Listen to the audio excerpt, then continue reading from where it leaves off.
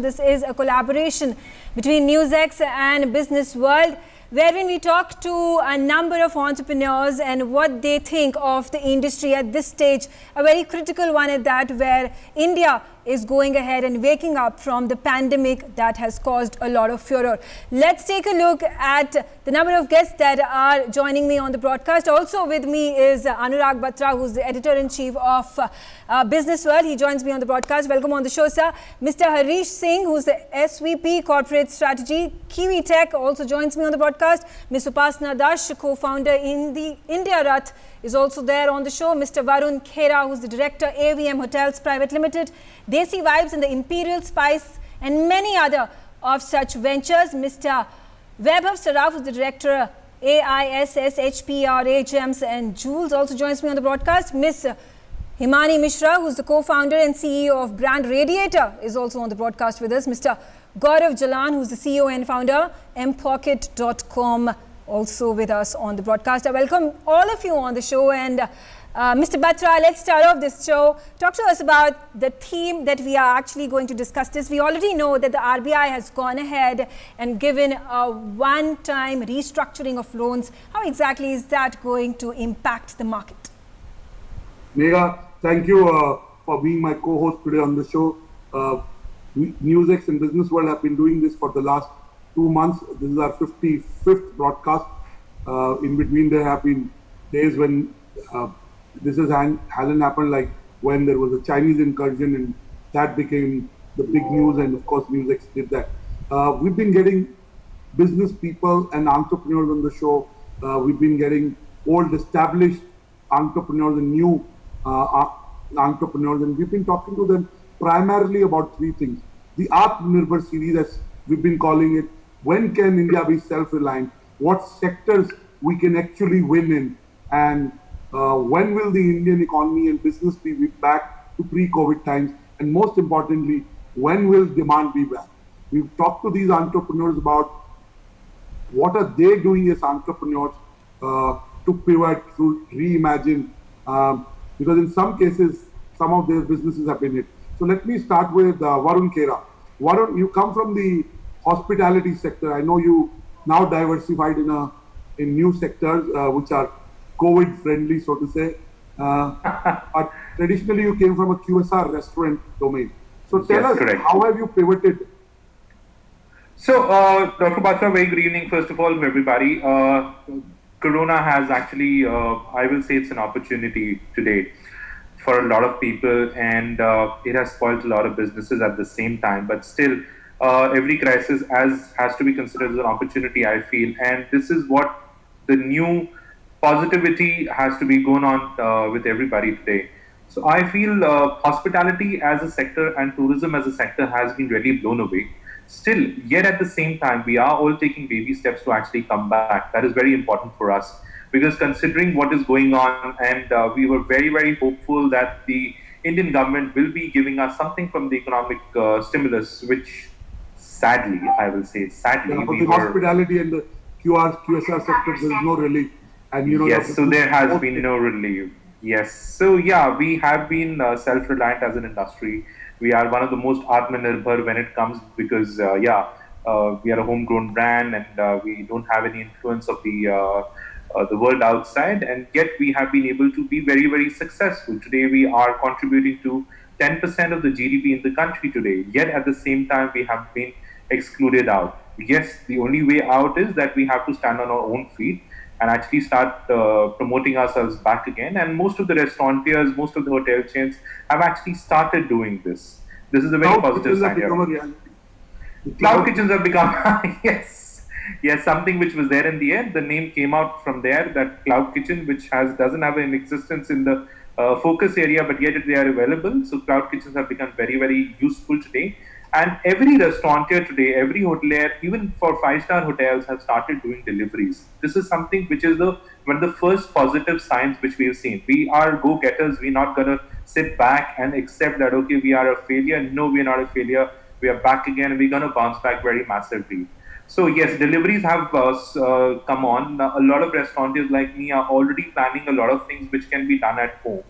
So we are doing a lot of DIY kits for a lot of customers because we realized that a lot of people in the time of lockdown have become amazing chefs. So yeah, So you're so pivoted to doing DIY kits. It has spurred, Yes. COVID has spurred a new do-it-yourself economy. So I think we could do a show on that. But coming to you, Harjeet, you worked in India. You traveled to India. You're based in New York. What is the view of India from New York? We'd like that view. How are investors looking at India? Correct. Harjeet, we want your view on that. See, India has always been a country to watch out for the last 2 decades, right? Meaning coming from economy policies. You have started to see exits like Snapdeals, Freecharts of the world, and now Baidu, which is backed by U.S. investors like the Zuckerbergs, right? Silver Lake, and you saw what's going on with Geo. See, in India, Americans want to invest in India. That is the next big opportunity. Look, it's America, China, and then India, and then rest of the world, right? Even Europe doesn't fit into that category. So investors are looking. So you saw when Geo deal got done, it was in the middle of a pandemic, right? When on earth you get Facebook, Google to invest in the same company from a strategy point of view? So investors are paying close attention to India. It's about the right opportunity. Yeah, the times are tough, but the right deals are getting done. So coming back to Varun's point, because he's in the restaurant business and I know him. See, there's a company, we have 250 portfolio companies in our portfolio in Kibitech, and we have 450 technology staff supporting those businesses out of India. Before the pandemic began, we told them to work remotely because we're supporting 250 operations in the US, right? And some of them are 50 people, 100 people, these are thousands of team members they're supporting in America. So during the pandemic, there's a company in the portfolio called Hungry. It's a corporate catering platform. So you have these Michelin star chefs. They used to deliver lunches. So when you're in a corporate office, Anurag, what do you order? A bunch of samosas, bunch of sandwiches. There's nothing great to eat. So they deliver special prepared meals to your offices. Their business went down to zero, nearly nil. This entrepreneur has built 4 businesses in the past. He was able to think, where does your executives live around, right? If you're like in a building in Manhattan, which is a densely populated, he was able to deliver those meals to your home. He was able to put that type of a delivery platform in a month. And then he had a record number in July in terms of revenue. That is what entrepreneurship is all about, is delivering what you promise to your investors. Investors are not betting on ideas. Ideas are great on piece of paper, but it's all about execution. Can you pivot? This is the best time in the world in order to pivot your business because of current situation. Second point I'll make, look at the company White Hat Junior. You and I were talking about it. You gave me 3 different points why Baidu. Baidu didn't buy White Hat Junior for either 3 of those points. They bought them because White Hat Junior had a staff in India. They had about hundreds of people in India selling to Americans and Europeans. My nieces and nephew who are based in New York, they were using White Hat Junior. You know why? Because it was only $1,000 for 6 months to get understand what computer science is all about, learn how to build a website game. That's why they acquired White Hat Junior, because Baidu is look, I'm just giving you a vision what Zomato failed to do by acquiring a US company. In a pandemic, we're looking at a company like Baidu acquiring a company for $300 million cash deal. That's impressive. That's what gets the eyes rolling from American family offices, venture capital to open up to India. I have a lot of friends who are raising funds right now only to invest in India. India in the next decade is going to be a great story. India continues to be the important destination for investment, and it will only grow. And these deals kind of are a testament to that. We'll come Absolutely. back to India and how American investors are looking at India. But Gaurav, tell us, your business has gone through the roof. Consumption of content has gone through the roof, not necessarily revenue in the media business. So tell us what is happening to your business and how do you see the economic stimulus that has come from the government? Gaurav Jalan?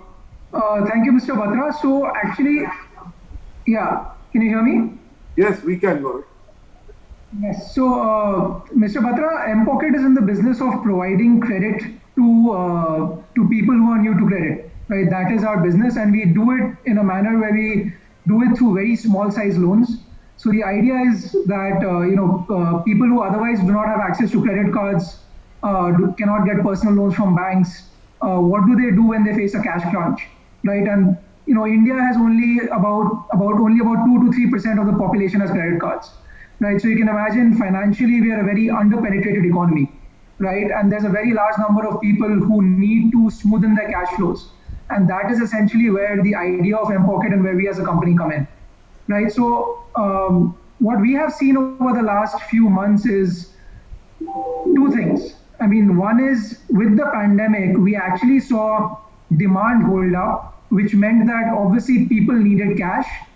But at the same time, we also saw our repayment cycles suffer. So we could clearly see that there was a lot of cash flow stress in the economy at the same time, right? So as a business, obviously we have to balance both. We have to balance demand with risk management.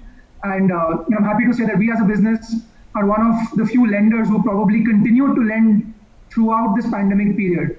And we continue Give us a sense through numbers. Give us a sense through numbers that in March we were here or February we were here, and in July, August we are here, and that's the kind of change that has happened. In between it may have dipped, but give us a sense through numbers. Where are we headed? Sure. So, for us, in February, for example, we were disbursing loans at an annual run rate of more than 1,000 crores. We saw a dip, after the pandemic hit. But since then, and it basically bottomed in April. Since then, we have recovered, and we expect that in August, we will be back to February levels. That's very I hard. think those are very extremely encouraging numbers. I think that's fantastic, and also what the example that has been given by Harshit is extremely good, and that goes some encouraging trends. In fact, if I could also invite Upasna Dash as well. Upasna, take us through what exactly do you do? How exactly has the pandemic impacted you, and how are you recovering? Great. So thank you. I'm really happy to be here. So I think the pandemic has actually thrown across some really interesting opportunities. So, when the pandemic sort of started in March, I happen to be an entrepreneur. I have friends who are entrepreneurs. On a daily basis, as somebody was running a PR company for startups, I would get, founders calling me on a daily basis with two very polarizing reactions to the pandemic. Half of them were, having their business models disrupted. They had to lay off people. But the other half, they saw their business going through the roof. So there was a huge polarizing sort of shift that happened. And while that was happening, me and two other co-founders decided to actually set up a virtual incubator, because we said that, hey, with every challenge, there's also an opportunity to sort of redesign the system and probably unleash some new models. We decided to actually, in about 1.5 to 2 months, decided to, build India's largest virtual incubator, where we were able to get mentors from Google, Amazon, Facebook, the Holy Trinity, Paytm, Morgan Stanley, CRISIL, about 10 countries, and about 15, 20 global partners who all were so excited about mentoring Indian startups. So to your earlier point, I think India still holds place as a super high quality pool. And then on the other hand, when we opened up the incubator, we have been overwhelmed by the kind of entrepreneurs that are coming to us. And we see 3 or 4 really key trends, which I'm going to talk about today. Number one, there is immense talent specifically in, I think, the tier 2, tier 3, and tier 4 cities in India. There are incredible founders who are building innovative products, and because of the fact that everything is virtual, they are actually for the first time coming to the forefront and being able to connect with global mentors and global founders. So we saw immense talent in tier 2, tier 3, and beyond. We saw certain sectors do really, really well. I think agri-tech is something that people are excited about. Remote working and anything to do with edutech and remote working was doing really well. There was an avalanche of incredible women entrepreneurs who were building great businesses. And social generally was just doing really well. So when we say social, it was content, it was gaming, messaging. So, you had this whole new era of business models sort of erupt, and we've actually seen a big host of entrepreneurs pivoting their businesses. And like, we earlier said that, being an entrepreneur is all about being resilient and pivoting and still sort of delivering to your investor, to your customer. I think we're seeing some very, very incredible things happening. And I think borderless learning, borderless sort of connection with global markets is very interesting. And to your earlier points, we see a lot of interest coming in, not just from sort of the American market into India, but also the Asian market. And one very interesting insight that we're seeing is there's a lot of stuff being done in not just the edutech space, but edutech specifically for kids and younger kids who are sort of looking to understand how to go about with, whether it's remote learning, whether it's cognitive learning. So there's a lot of very, very interesting business models developing. So, I mean, to sum it up, I would say yes, it was a challenging time, but it was also an opportunity for a lot of entrepreneurs to come together and create a new wave of businesses. And hopefully incubators like ours are able to empower more and more such entrepreneurs. So I'm actually excited about what's coming next. I think there's a lot of interesting things coming out of our ecosystem. Thank you, partner. Himani, That's interesting. same question to you. What have you been doing and how have you pivoted your business? There has been all of us witnessed. You'll have to be a little louder. Your voice is a little feeble. You'll have to be a little louder. Okay, so we all witnessed the start of a new way of measuring marketing effectiveness, where the matrix for metros differed from the matrix of non-metros. And since we are into digital business, this was actually opportunity for us. While the cash flow, the volume which was coming from a single average ticket size per customer which we had reduced, but there was a huge inflow of people who realized the importance of digital. Varun was talking right now about the cloud kitchen. So there are people, we are working with hotels, we are working with restaurants. They were not, into apps, or they were not listed digitally. They were doing social media and the basic stuff. Now they have moved to the cloud kitchen, and the names, we are working with very good names brand here. So that is the shift which happened. People have understood the value. The buying behavior of people have changed, and we have studied that there is an overall growth of 27% in social media usage over a period of 3 months' time across the generations, be it Gen X or millennials or the Gen Z or the boomers across. And Facebook has also reported a growth of 70% across its family of apps. So Facebook, Instagram, Messenger, WhatsApp. This has given us an opportunity. We have been able to get our customers on website. There are customers who are big, who were selling offline, but now online has been a kind of savior for them. We work for one of our big retail chains who are into complete electronics goods. They are getting a very good growth on their website, and now they are going for their own customized application. So the digital economy has kicked in. Vaibhav, your opening comments on where do you see the business and economy headed, and what's your response to the economic stimulus? Has it made an impact? Yes, Himani, this question the is question for is for Vaibhav. Vaibhav, We'll come yes. back to you. Thank you for having me on the show. The economic stimulus given, at the end of it, the government wants increased spending, which would boost retail and innovations accordingly with that. So, being in the jewelry business, it has taken a pretty big hit, specifically because jewelry is a luxury product. Gold prices have gone up. People are now investing in gold bullion, but the margins are not there. Margins are in the jewelry business, and that has taken a big hit. Due to the stimulus provided, we are expecting a major growth, major comeback in the industry, but that's going to take quite some time. Okay. Well, there And were has also- AR, VR really Yeah. come into play where people are trying jewelry virtually, or it is Yeah. minimal? The impact of AR, VR, virtual trial of jewelry, is that working? We had a guest, she runs a company who does VR and AR for jewelry, and possibly will do it in other categories. So do you see consumers using that? AR has increased, yes. The demand for AR has gone up exponentially. In Tier 1, Tier 2 cities where the people are more tech savvy, they are much more comfortable with trying jewelry on AR. But in Tier 3, Tier 4 cities, people are much more traditional. They are willing to try on jewelry, but the deal is sealed only when the physical trial and the nitty-gritties of the piece are seen physically. Vaibhav, are you missing the weddings? The weddings have stopped happening. Yes, so you're yes. missing them. I think Varun would agree with me on that. I mean, Totally. We are waiting. Vaibhav, both of us Diwali have is on taken a major 14th hit. November. Diwali is on 14th November. When do you see the demand in coming back? Do you see the demand coming back for a little period around Diwali and then coming back to say July levels, or do you really see demand coming back in a big way and staying there? So I would like to add that jewelry is both luxury and necessity. For someone getting married, jewelry is a necessity in the Indian tradition. We see that demand being stable because the way the Indian economy, the way the Indian marriage system works is before the marriage is fixed, the amount is decided. I mean, it's not something I'm in favor of, but that's the way it is. So those sales we've not missed upon. The weddings have been postponed from March, April, May to November, December. We will catch up on that. But the luxury buying, which normally happen during Dhanteras and Navaratris, are going to take a big hit.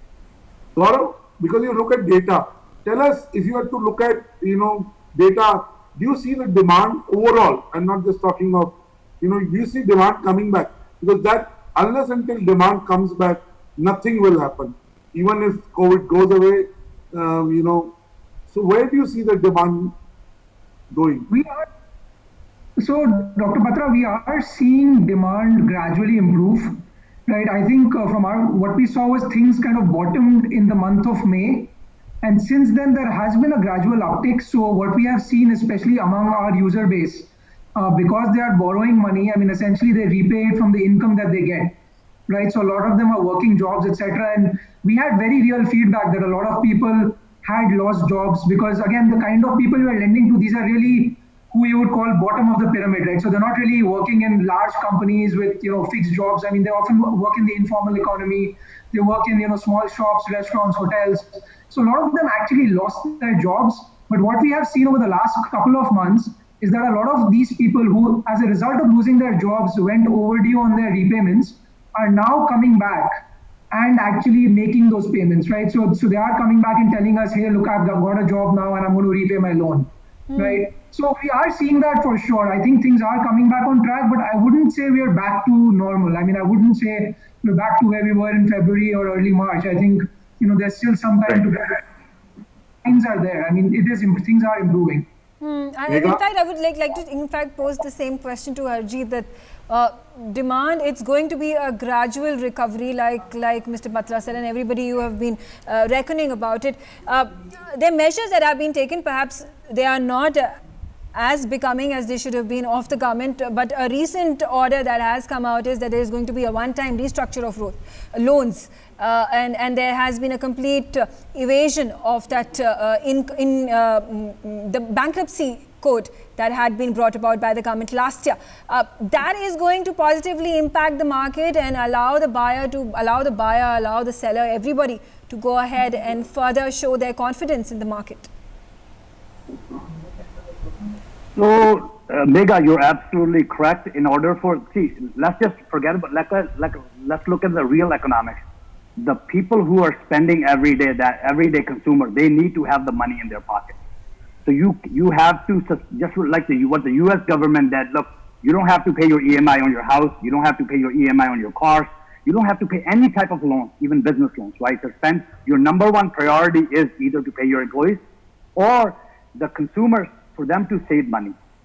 I think that has happened in India as well. Secondly, see, in America, in New York, this was the epicenter of the coronavirus, right?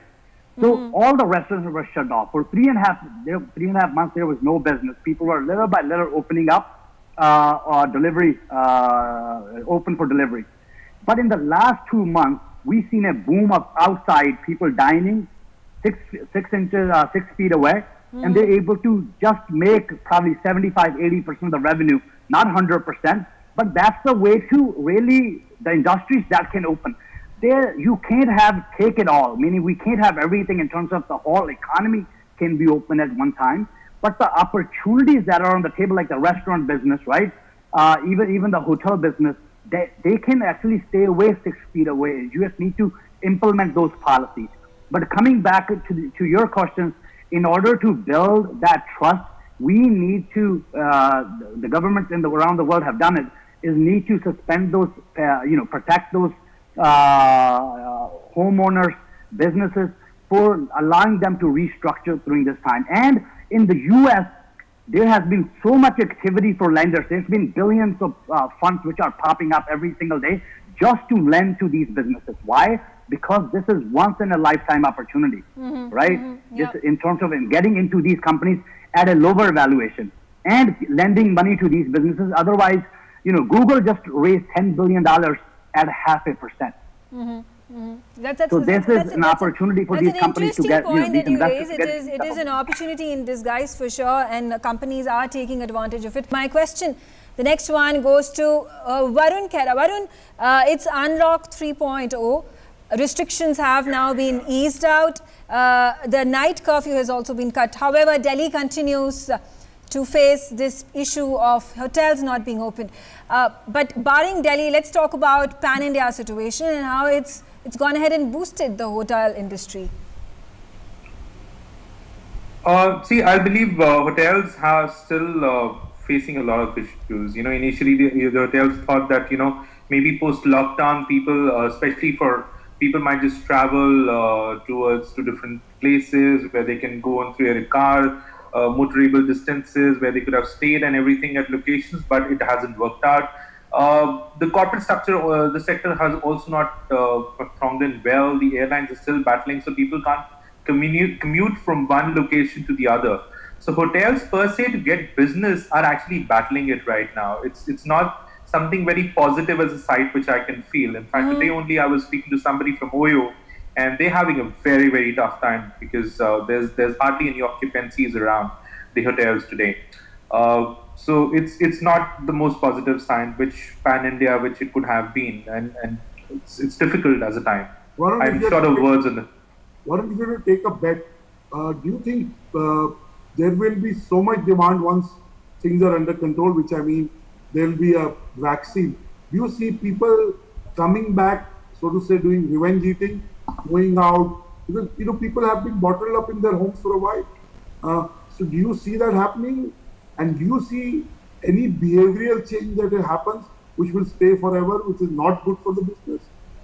People stop eating out too much because they realized they can live without it, so they were forced. So give us, what is the sense of the future for the hospitality domain? So to answer it, Dr. Batra, first of all, the post the vaccine, it looks very, very positive to me because there's a lot of pent up, drive to go out and dine out, because dining out had become a lifestyle and like a religion for us. Because, if everybody wanted to dine out every time, maybe 3 or 4 times in a week, and imagine people who have been locked down, it's more like they've been jailed in their houses and they are actually waiting and dying to actually go to their favorite restaurant and have their favorite dishes, no matter how much of DIY, how much of chefs they become at home. At the end of the day, because it's a lifestyle, it's something, it's an experience when you go to a restaurant. It's not that you just go and dine in, because you would like to go, you would like to meet your friends, you would like to meet your known people, have a drink with them. So everybody is waiting for that happiness, because that happiness quotient is missing. And right now people have been really waiting for it to go. So I see a very massive upsurge in the demand post the vaccine is here. Definitely, at the same time, to answer what it may actually change is that because of social distancing, definitely the output from a business perspective will decrease a little. There will be massive demand, but at the same time, the accommodation at a particular location will change forever. People, in a pub, people, are massively cramped up. Is a site which will not be seen too often, because people will now actually maintain social distancing, because that will become a little way of life. Even after vaccine, people will take a little easy on their actually going out that ways. But yeah, dining out with your friends and family will be like a very, very common thing, which will be like a daily thing, which I feel. Yeah. Harjeet, what can we do in our policy to attract more investments into India? As somebody who interacts with a lot of investors across the globe, what is your advice to people from the government watching this? They have to relax regulations from it. First of all, India is a great opportunity. You know what is going on between US and China. I don't need to make it obvious. Obviously, we're all well read. that opens up from an e-commerce place. That opens up the supply chains are going to be disrupted. Well, they're already disrupted. I've seen so many Indian e-commerce players that I buy stuff from that I'm able to get the goods that I need. I don't need to go to China, right? That is one. Secondly, Indian governments need to relax regulations for investors investing into India, provide tax credits like states like New Jersey, New York, where we live. We are incentivizing investors that if they make, let's say, $100,000 investment, we're giving them a 15% tax credit towards their income at the end of the year. Imagine that's happening in India. People will invest more money because they're getting a 15 to 20% tax reduction at the end of the year. That's how you build the next level of unicorns in India. There are so many great ideas like White Hat Junior, I love, right? Baidu. These are great companies and others, and many others. The only issue is it's not Indian policymakers do not try to make it easy for investors. Even if a person like me, I started a company and I want to shut it down, it takes 7 years to shut that company down. They need real entrepreneurs who need to come in and solve real problems rather than having people who don't know anything about how to start a company, never started a company. They need, entrepreneurs like you, Vern, on board in order to build that into the policy. People start company. People like me could leave America and come to India and start a company. I'm willing. I did that once. You were there. And I'm willing to do it again because, look, India's population might be bane for the environment, it's boon for the investors. If investors from outside are betting in India, if you create that type of ecosystem policy changes by rewarding investors for investing in startups, this is the way you will create the biggest economy on planet Earth. And I have faith in India that India will do it. Upasana, when Just you need talk the- to fellow just need the right your policymakers. friends, Very right. what is the kind of concerns you're hearing? Some of them have seen their revenues go down to very Absolutely. bad levels. They've not been able to raise capital. So Yes. do we see some entrepreneurs shutting shop in the next 30 to 60 days? Or are we exaggerating?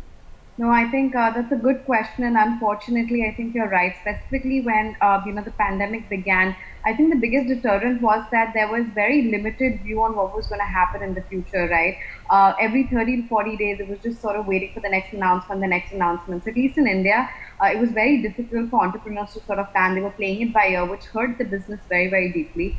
So unfortunately, specifically consumer-facing businesses, brick-and-mortar businesses, startups that were sort of catering to the leisure space, the lifestyle space, they really, really got deeply hurt. And a huge chunk of them sort of shut down, unfortunately. But I think I have immense faith that these entrepreneurs are now going to come back in sort of some second outing. Unfortunately, I think because there is no sort of, clear way forward even today, like, nobody here in the panel or anybody globally can say that, hey, at this particular date, we expect things to be normal. That limited view of the future is really hindering the way companies plan. So companies that don't have a lot of sort of runway, that don't have enough cash in the bank, are actually taking some seriously severe measures. They're sort of preparing for the worst. So unfortunately, we do see at least 10-20% of the ecosystem possibly unfortunately holding their cards, but hopefully also coming back in a new avatar. And I think 2-3 things that we can do to sort of solve it is, like you guys mentioned earlier, I think some sort of policy support, some sort of infrastructure and ecosystem support. While talking to these entrepreneurs in our incubator, the biggest concern that I realized was that there is a host of investors that are still excited to invest in India. There's a host of founders who have incredible ideas, but it is so difficult for them to connect with each other, right? In before the pandemic happened, most of them said, hey, we don't have access to these networks that happen to be in urban areas. We don't have money to go and be part of these networks in urban areas. We need to solve that, and I think the ecosystem needs to come together to make that happen. And also, I do feel policy and the government needs to play a much larger role. They need to evangelize and incentivize startups to remain open and sort of connect them with other partners. So there is a sort of big chance of things shutting, but I feel like if ecosystem comes together, we'll be able to solve for that. Varun, you wanted to make a point? Yes, I would like to come in here, especially from the restaurant and hospitality industry. Economic stimulus, nothing happened for us. The loan restructuring, I really doubt something will happen with us again. But one thing I would like to really use this platform to actually request the government today is something for our industry. This way, the government will also get more revenue out of our industry. they will become more profitable, and at the same time, it will help us also to become a little more buoyant at the current time by actually giving us the input credit, which has been varied off since the time the GST came in. From an 18% slab, we have come down to a 5% slab, resulting in our input credit going down. So it has actually increased our expenses and our expenditure by 18%. On rentals, we pay a massive 18% GST, which we don't get an input credit for. And similarly for all our vendors, the raw materials which we buy. So it's like a big chunk of an amount, which if the government is actually going to be looking at, will be really, really helpful for our industry at this current time. And also at the same time, it will be a massive revenue gainer for hospitality, from hospitality to them. Imagine 10% of a GDP, 18% of a waiver which has been given. Imagine that 13% of an extra amount which can actually go into government pocket. Okay. Vaibhav and Himani, I want to ask both of you. As entrepreneurs, what have you done? You talked about how it has impacted your business. Himani talked about how there's a divide between rural India, urban India, and there's a lack of data and insights that can be actionable. Tell us, what have you done in your business to be future ready? This was a reaction to COVID, but what are you doing to make sure that post-COVID you capitalize on the opportunities that may come your way? Himani first, and Vaibhav then. Two things rightly quoted by Mr. Uday. Louder, Himani. You'll have to be a little louder. Okay, rightly quoted by Mr. Uday Kotak that we have to make, restarting India is what we need to look into. And we were, since very start, when we started the journey, I was very clear about one thing, that we have to be future ready. It's not the survival of the fittest, it's the survival of the one who is most adaptable to change. So artificial intelligence coming into picture, virtual reality coming into picture. If we look at the tourism industry, virtual reality can be a big player here, and AR and VR can be a big player here. So these are things which we have also been working from back end. Second thing, we did measure one thing, that our operational cost, the OPEX and CAPEX, it was very well balanced since start. We always invested more on the employees and technology rather than having a very lavish office or investing on our CAPEX, the recurring expense. So this helped us a lot to sustain, and which can help us in future also. Data-wise, we have in-house tools developed to analyze the data well, consumer behavior, ROI of industry-wise, customer-wise, both tangible and intangible. Because in COVID times, we cannot look at a lot of tangible results in terms of sales across industry. So that has helped. And yes, we have to be, safety first is the theory. Sustainability over profitability is what we are looking forward to. You are so right, Himani. For the first time, Mega, on our show, we've said it many times. The first time, entrepreneurs have risen up to the mantra where costs have to be lesser than revenue. Because cost and revenue equation on the back of excessive funding didn't matter. Gaurav and Vaibhav, your inputs on what are the changes in the entrepreneur mindset that have happened forever because of this pandemic? The biggest change was for the traditional entrepreneur. They were very comfortable in what they had. They were in sort of cocoon. So this pandemic, has forced most of us to come out of it and think of new ways to sustain the business as of now. So, various tie-ups with small credit providers for AMIs, website developments, AR, plus, buy at home facility, try at home facility, which was not prevalent in the jewelry industry because of the security reasons. These things have popped up, and I think this is a permanent change now. Okay. Gaurav, what are the permanent mindset changes that will help an entrepreneur post-COVID?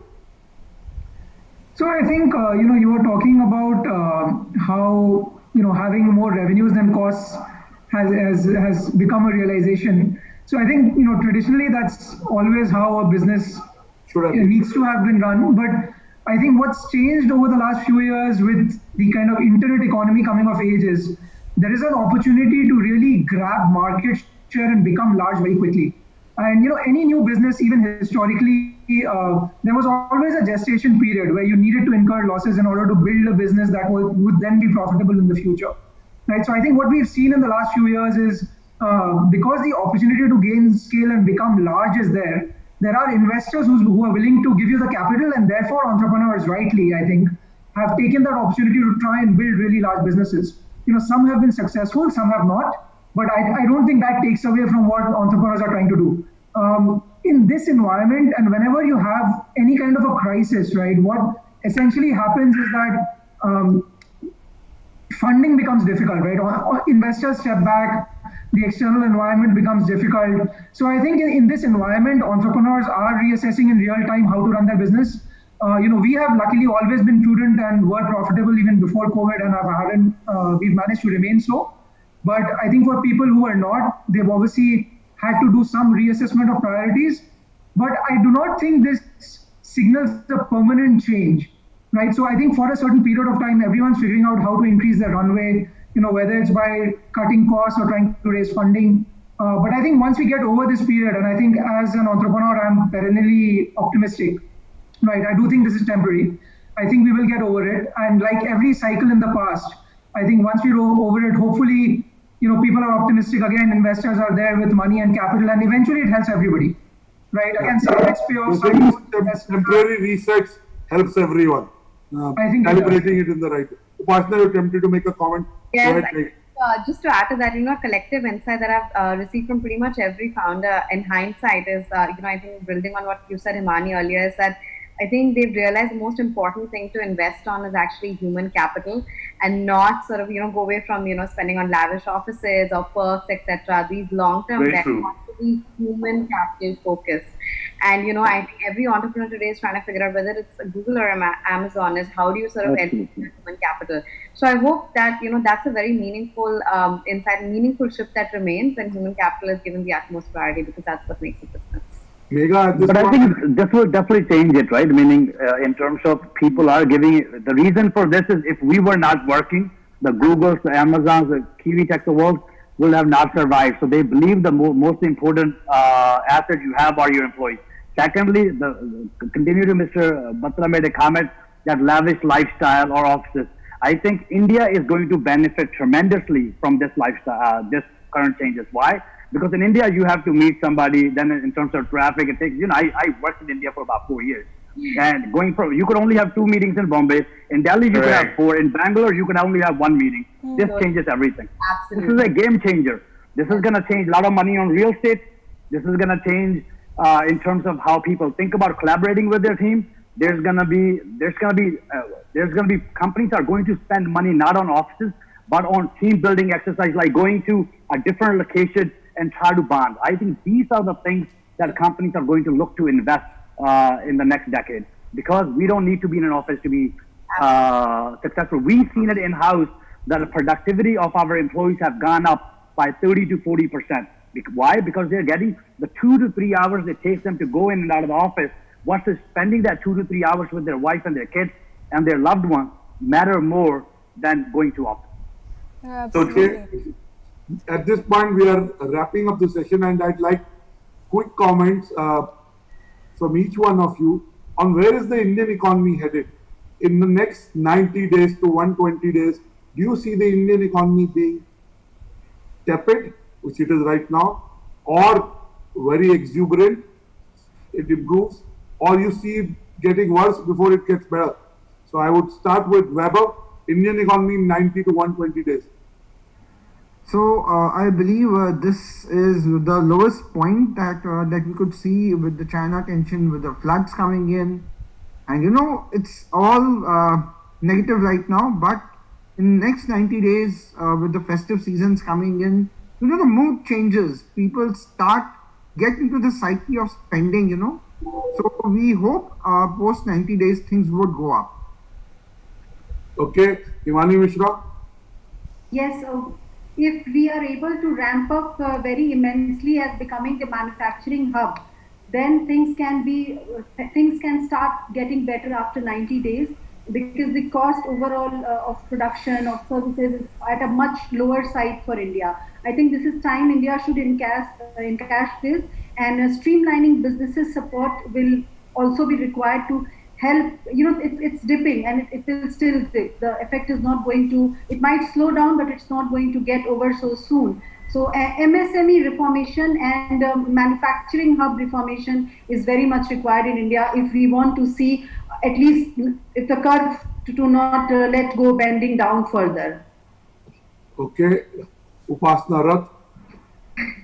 I think, it's going to be deeply intertwined to how, the vaccine comes out. But I think more importantly, I feel like this is going to be slightly static. I feel like, yes, hopefully we've seen the worst. I don't see a big resurgence happening overnight or, even in the next 90 to 120 days. There has to be huge systematic changes for us to sort of come back up. I feel like it's going to hopefully stabilize, but the rise is in our hands. If the ecosystem comes together, I think we have a great chance of coming out better and stronger from here.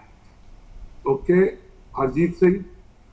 So there's a big difference between a real economics, stock market, and the real economy. We all know that, right? The cases are rising. Classically called the disconnect between, in India, Dalal Street and the real street. Yes, so Very that's true, rightly yes. put. Rightly put. So look, I hope that things go bad before we come to a real world. That we realize it. The cases are rising. Festive seasons are coming up. Great. Sell everything online. Stay home. Social distance yourself. I think this is going to be stable or things will worsen because if, working on Wall Street for 10 years, you learn something, right? Meaning, I think we will have a recession. Like, it doesn't make any sense. You have 10% unemployment rate in India, and then still the economy is doing great. So there's a real disconnect. So I think things will, in terms of we need to get away from what you watch on news, how the companies are performing. You have to come to ground zero and realize what's going on around us. Then I think as soon as we have a vaccine, that's when I really see things will start to pick up again. There will be a lot of vacation, and we can't wait to go somewhere. I'm tired of staying at home. Harjeet, I want to say this. If you look at corporate India's mega, we have observed that corporate India's results in certain sectors have been actually their top line has decreased, but their profitability has increased. Yes. Because for the first time, a lot of corporates focused on their costs. They became paranoid, whereas the impact on their businesses wasn't as much as they saved. So they saved costs, and one of the reasons the stock market did well is because the stock market did not factor this. The cost came down, the profitability went up. The top line did not grow, it degrew, but the profit in some cases was better. So that's one of the reasons.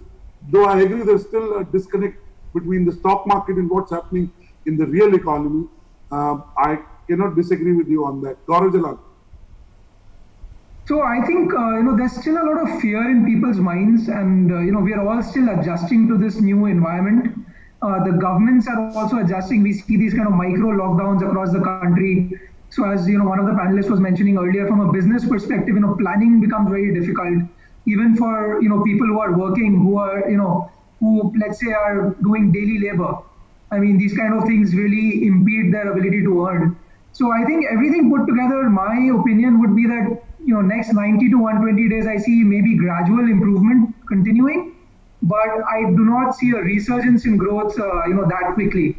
I think that will possibly take some time and this is assuming there's no miracle cure. I mean, even if a vaccine comes, I'm assuming it's not like in 30 days, every single, person on the planet is inoculated, right?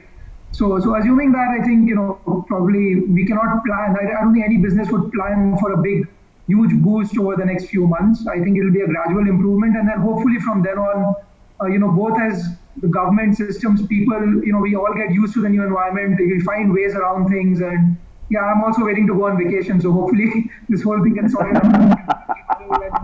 And Gaurav, what do you think the government can do to get demand and, circulation back?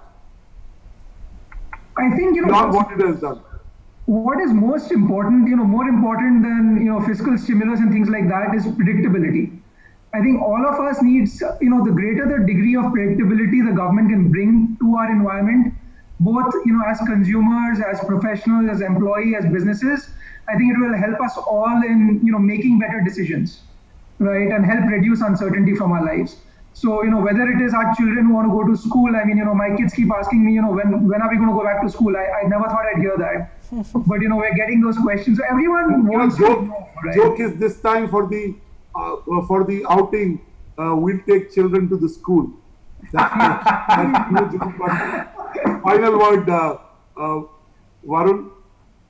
So I feel from here on, I will talk about on a very, very micro level. All the businesses are going lean. Okay, lean is something good. Lean is something which has become the mantra for every business today, and we realize and actually cutting costs is the only way forward from here.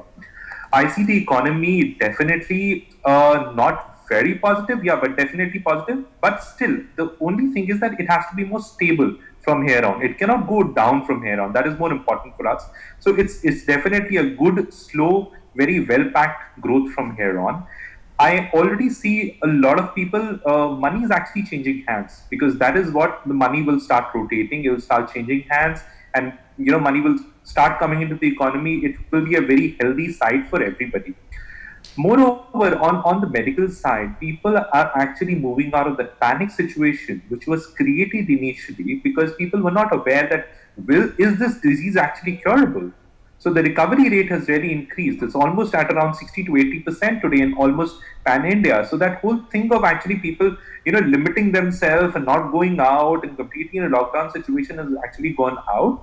So the positivity of the sentiment of a normal human being will actually change the economy to the right stride. And this is what is the need of our for every Indian today. Okay. I think absolutely. Megha, back to you. I only want to say to Varun and all the panelists and the viewers that I agree with most of what you said. The only thing I'd say is that, it is proven in every economy in the world that the demand and spending is dependent on the quality and quantity of jobs. If there are more people in jobs, you will see them going out spending money. So as corporate India starts to hire more, when the sentiment is better, as new economy jobs get created, because there are some jobs that have gone away, but because of what is happening to a Jio, what is happening to a Byju's, there are new set of jobs being created in the digital economy. Our hope is at some stage the new jobs that are being created in the digital economy are able to absorb all the ones who have lost their jobs and possibly create new jobs. That's the hope, and that's what will save the economy. That's my personal view. Back to you, Megha. All right, thank you, Anurag, and all the other guests that have joined us on this special broadcast. Some very insightful points that have been made by all of you. And we'll continue to take a sharp look at how the economy goes, how entrepreneurs are recovering and using this pivot to go about improving their businesses and improving their profits. Thanks all for joining us on the broadcast. For more such videos, subscribe to the NEWSX YouTube channel, hit the bell icon.